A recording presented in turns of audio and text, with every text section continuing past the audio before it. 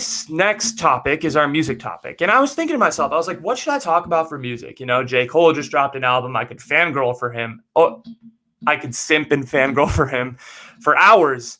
But I didn't want to do that because I feel like everyone expected me to do that. I mean, after all, I have this poster of him right here. So, like, what would be the purpose in doing that? So I thought, okay, maybe I'm going to switch out of my comfort zone. I originally thought about doing some country music segment, but I was like, nah.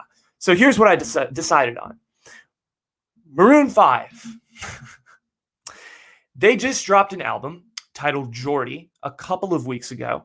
And I decided to check it out as someone who is an avid Maroon 5 fan and as someone who really hasn't, listened to, as an avid old Maroon 5 fan, I should specify, and hasn't really listened to their music since about 2014, 2015 in terms of their new stuff.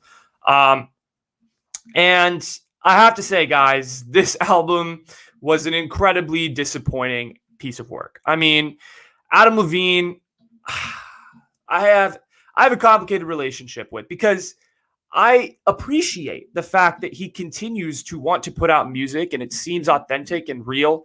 But it's gotten to the point where I feel like the genre has like died, right? Like I feel like the pop music, that kind of like rock pop blend it was a moment in time in the 2000s and early 2010s that we can look back on and think, wow, those were nice throwbacks, you know, Payphone, One More Night, This Loves, like the whole Songs About Jane album. All of these songs, all these records, these albums were a moment in time. But I feel like that moment has passed, and it's been passed for about 7 years now. You know, we live in a world where hip hop is dominating the culture. It's the most popular streamed genre in the world. You even see a lot of pop singers like an Ariana Grande transitioning to more of that rap feel, more of that hip hop, that R&B type vibe. You even see pop starting to form into R&B. So like less Fall Out Boy, more Bryson Tiller is kind of what we're looking at when it comes to the music industry. And Adam Levine tried to create a record that, yes, had a little bit of R&B elements with some of the songs, but it was done very poorly. And it seemed like Adam Levine was trying to catch up to the times, but he epically failed to do so. And so I'd say at best, this album is a beautiful mistake. And there's another point I wanted to bring up. When it comes to the music, when it comes to the songs of Maroon 5 on this album, there were a few that I actually liked. There was actually two, really. Beautiful Mistakes, which was the single, which actually got me kind of excited to listen to the album because I was like, okay, I mean, I like Meg Thee Stallion. The song was all right, too. So I was excited. But Can't Leave You Alone is one song on the album that I really enjoyed, but it wasn't for Adam Levine. It was more so for Juice WRLD and his rap on, or his feature on that song.